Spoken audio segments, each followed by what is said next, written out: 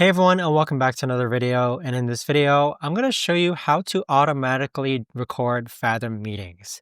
Now, this video is going to be particularly useful for individuals.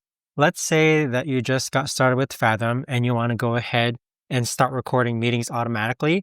How do you actually go ahead about doing so? Now, this video is going to be short, sweet, and simple, guys. There's not going to be a lot of steps involved.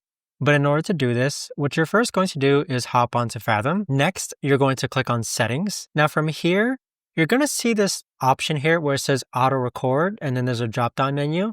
You want to go ahead and set this to all meetings. So what this is going to do is that every time you hop into a meeting of any of these connected video conferencing apps, so for example, if you have Zoom and Google Meets enabled, if you set this to auto record, every time you hop on one of those Zoom calls or Google Meet calls, it's automatically going to record the meeting. So there you have it, guys. That right there is the best and easiest way that I know of to actually go ahead and start automatically recording Fathom meetings.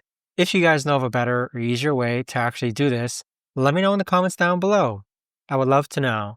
Thanks so much for watching, everyone, and I'll see you guys all in the next video.